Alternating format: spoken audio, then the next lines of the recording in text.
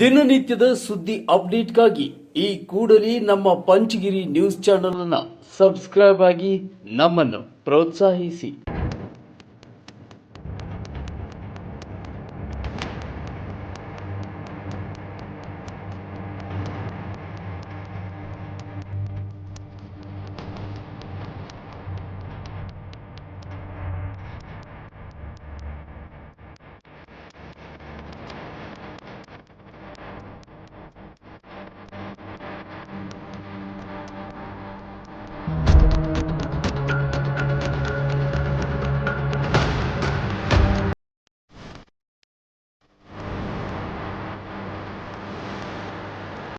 ARTO ಕಚೇರಿಯ ಇನ್ಸ್ಪೆಕ್ಟರಿಂದ ಕಾನೂನು ಉಲ್ಲಂಘನೆ. ಇದು ಬೇಲಿಯೇ ಎದ್ದು ಹೊಲ ಮೇಯುತ್ತಿರುವ ಕತೆ. ಸಾರಿಗೆ ಸಚಿವ ರಾಮಲಿಂಗಾರೆಡ್ಡಿ ನೋಡಬೇಕಾದ ಸ್ಟೋರಿ. ಕಾನೂನು ರಕ್ಷಕರೇ ಕಾನೂನು ಉಲ್ಲಂಘಿಸುತ್ತಿರುವ ಘಟನೆ, ಯಾವುದೇ ಆತಂಕವಿಲ್ಲದೆ ಕಾನೂನು ಉಲ್ಲಂಘನೆಯ ಮಹಾಕತೆ. ಬೇಲಿಯೇ ಎದ್ದು ಹೊಲ ಮೇಯ್ದಂತೆ ಎಂಬ ಮಾತು ನೀವೆಲ್ಲ ಕೇಳಿರಬಹುದು. ಇದು ಅದೇ ರೀತಿಯ ಸ್ಟೋರಿ.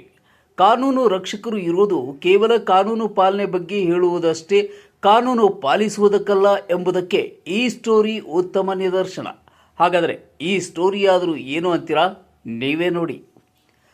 ಇಲ್ಲಿ ಕಾಣ್ತಾ ಇದೆಯಲ್ಲ, KA13C2732 ಅನ್ನೋ ನೋಂದಣಿ ಸಂಖ್ಯೆ. ಇದನ್ನು ಒಮ್ಮೆ ಸೂಕ್ಷ್ಮವಾಗಿ ಗಮನಿಸಿ. ಈ ಎರ್ಟಿಗಾ ಕಾರಿನ ಕಥೆಯೇ ಬೇರೆ. ಈ ಕಾರು ಹಾಸನದ RTO ಕಚೇರಿಯಲ್ಲಿ ನೋಂದಣಿಯಾಗಿದೆ. ಈ ವಾಹನ ಪೂಜಾ GM ಎಂಬುವರ ಹೆಸರಿನಲ್ಲಿ ನೋಂದಣಿಯಾಗಿದ್ದು, ಇದು ಯೆಲ್ಲೋ ಬೋರ್ಡಿನ ವಾಹನವಾಗಿದೆ. ಅಂದರೆ ವಾಣಿಜ್ಯ ವಾಹನವಾಗಿರುವ ಇದನ್ನು ಬಿಳಿ ಬೋರ್ಡ್ ಹಾಕಿಕೊಂಡು ಮಾನ್ಯ ಪೂಜಾ ಮೇಡಮ್ ಅವರು ಓಡಿಸುತ್ತಿದ್ದಾರೆ. ಈ ಕಾರಿನ ಕತೆ ಇಲ್ಲಿಗೆ ಮುಗಿಯೋದಿಲ್ಲ. ಇದರ ಹಿಂದಿನ ಚರಿತ್ರೆ ಬಗ್ಗೆನೂ ಭಯಂಕರವಾಗಿದೆ. ಅವೆಲ್ಲವನ್ನ ಒಂದೊಂದಾಗಿ ನಿಮ್ಮ ಮುಂದೆ ಇಡ್ತೀನಿ ನೋಡಿ. ಅದಕ್ಕಿಂತ ಮೊದಲು ಈ ಪೂಜಾ ಮೇಡಮ್ ಅವರ ಪರಿಚಯವನ್ನು ಮಾಡಿ ಆಮೇಲೆ ಕಾರಿನ ಇತಿಹಾಸ ನೋಡೋಣ. ಇಲ್ಲಿ ನಡೆದು ಹೋಗ್ತಿದ್ದಾರಲ್ಲ, ಇವರೇ ಪೂಜಾ ಮೇಡಮ್. ಇವರು ಚಿಂತಾಮಣಿ ARTO ಕಚೇರಿಯಲ್ಲಿ ಮೋಟರ್ ವಾಹನ ನಿರೀಕ್ಷಕರಾಗಿ ಕರ್ತವ್ಯ ನಿರ್ವಹಿಸುತ್ತಿದ್ದಾರೆ. ಕಾಣ್ತಾ ಇದೆಯಲ್ಲ, ಕಾರು ವೇಗವಾಗಿ ಓಡಿಸಿಕೊಂಡು ಹೋಗ್ತಿರೋ ದೃಶ್ಯ. ಇದೇ ಪೂಜಾ ಮೇಡಮ್ ಅವರಿಗೆ ಸೇರಿದ ಕಾರು. ಯೆಲ್ಲೋ ಬೋರ್ಡಿನಲ್ಲಿ ನೋಂದಣಿಯಾಗಿದ್ದರೂ ಬಿಳಿ ಬೋರ್ಡ್ ಹಾಕಿಕೊಂಡು ಓಡಿಸ್ತಾ ಇದ್ದಾರೆ. ಇಷ್ಟಕ್ಕೂ ಇವರು ಯಾರೋ ಗೃಹಿಣಿಯೂ ಅಲ್ಲ, ಕಾನೂನು ಗೊತ್ತಿಲ್ಲದವರೂ ಅಲ್ಲ.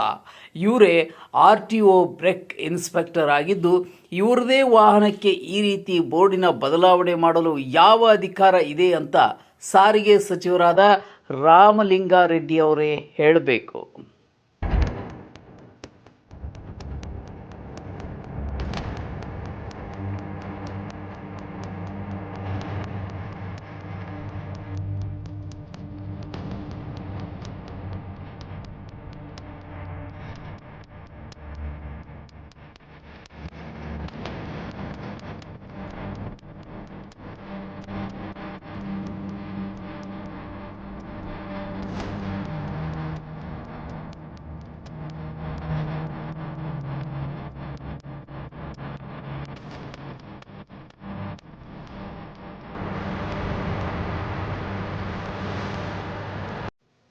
ಇನ್ನು ಈ ಕಾರಿನ ಉಳಿದ ಚರಿತ್ರೆಯ ಬಗ್ಗೆಯೂ ಗಮನ ಹರಿಸೋಣ ಅಲ್ವೇ.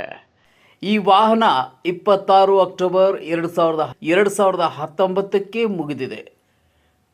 ಟ್ಯಾಕ್ಸ್ ಅವಧಿ 30 ಸೆಪ್ಟೆಂಬರ್ 2018ಕ್ಕೆ ಮುಗಿದಿದೆ. ಇನ್ನು ವಾಹನದ ಇನ್ಶೂರೆನ್ಸ್ 22 ಅಕ್ಟೋಬರ್ 2018ಕ್ಕೆ ಮುಗಿದಿದೆ. ಅಂದರೆ ಇದು ಕೇವಲ ವಾಹನವಾಗಿ ಉಳಿದಿದೆ ಹೊರತು ಈ ವಾಹನಕ್ಕೆ ಇರಬೇಕಾದ ಅಗತ್ಯ ದಾಖಲೆಗಳೆಲ್ಲ ಅವಧಿ ಮುಗಿದು ವರ್ಷಗಳೇ ಕಳೆದಿವೆ. ಆದರೂ ಈ ಪೂಜಾ ಮೇಡಮ್ ರಾಜಾರೋಷವಾಗಿ ವಾಹನ ಓಡಾಡಿಸ್ಕೊಂಡಿದ್ದಾರೆ. ಅದಕ್ಕೆ ನಾನು ಮೊದಲೇ ಹೇಳಿದ್ದು, ಕಾನೂನು ರಕ್ಷಕರು ಎನಿಸಿಕೊಂಡವರು ಕೇವಲ ಕಾನೂನು ರಕ್ಷಣೆ ಹೆಸರಲ್ಲಿ ಅಧಿಕಾರ ವಿನಿಯೋಗಿಸೋದಕ್ಕೆ ಮಾತ್ರ ಸೀಮಿತರಾಗಿದ್ದಾರೆ. ಅದೇ ಕಾನೂನು ಅವರು ಪಾಲಿಸುತ್ತಿಲ್ಲ ಅಂತ. ಚಿಕ್ಕಬಳ್ಳಾಪುರ ಜಿಲ್ಲೆ RTO ಬ್ರೇಕ್ ಇನ್ಸ್ಪೆಕ್ಟರ್ ಕಾನೂನು ಉಲ್ಲಂಘಿಸಿ ರಾಜಾರೋಷವಾಗಿ ತಮ್ಮ ವಾಹನವನ್ನು ಓಡಾಡಿಸಿಕೊಂಡಿದ್ದಾರೆ. ಅಂದರೆ ಇವರಿಗೆ ಕಾನೂನಿನ ನಿಯಮವೇ ಇಲ್ಲವಾಗಿದೆ ಅಂತ ಅರ್ಥ. ಐಷಾರಾಮಿ ಕಾರುಗಳಿದೆಯಲ್ಲ, ಈ ಕಾರುಗಳಿಗೆ ಅಗತ್ಯವಾಗಿ ಕಟ್ಟಬೇಕಾದ ಟ್ಯಾಕ್ಸ್ ಕಟ್ಟದ ಕಾರಣ RTO ಅಧಿಕಾರಿಗಳು ಸೀಸ್ ಮಾಡೋದು ಮಾಮೂಲಿ. ಹಾಗೆ ಸೀಸ್ ಮಾಡಿದ ವಿದೇಶಿ ಐಷಾರಾಮಿ ಕಾರುಗಳನ್ನು ಮಾಲೀಕರು ಮತ್ತೆ ವಾಪಸ್ ಪಡೆಯೋದಿಲ್ಲ. ಹಾಗೆ ಉಳಿದ ವಾಹನಗಳನ್ನು ಕಾನೂನು ರೀತಿಯಲ್ಲಿ ಬಹಿರಂಗ ಹರಾಜು ಮಾಡಿ ವಿಲೇವಾರಿ ಮಾಡಬೇಕು. ಅದು RTO ಅಧಿಕಾರಿಗಳೇ ಮಾಡಬೇಕು. ಆದರೆ ಹಾಗೆ ಸೀಸ್ ಮಾಡಿದ ಐಷಾರಾಮಿ ಕಾರುಗಳನ್ನು ಬಹಿರಂಗ ಹರಾಜಿಗೆ ಬಾರದೆ RTO ಇನ್ಸ್ಪೆಕ್ಟರ್ಗಳು ಸೇರಿದಂತೆ ಇತರೆ ಅಧಿಕಾರಿಗಳು ಪಡೆಯುವುದು ಕೂಡ ಸಾಮಾನ್ಯವಾಗಿದೆ. ಹಾಗೆ ಪಡೆದ ಅದೆಷ್ಟೋ ವಾಹನಗಳಿಗೆ ಈಗಲೂ ಟ್ಯಾಕ್ಸ್ ಸೇರಿದಂತೆ ಯಾವುದೇ ದಾಖಲೆ ಇಲ್ಲದೆ ಓಡಾಡಿಸಲಾಗುತ್ತಿದೆ ಎಂಬ ಆರೋಪಗಳಿವೆ. ಆದರೆ ಅವುಗಳನ್ನು ಪರಿಶೀಲನೆ ಮಾಡಬೇಕಾದವರೇ ಬಳಸುತ್ತಿರುವ ಕಾರಣ ಯಾವುದೇ ಅಡ್ಡಿ ಇಲ್ಲದೆ ನಡೆಯುತ್ತಿದೆ ಎನ್ನುತ್ತಿವೆ ಮೂಲಗಳು.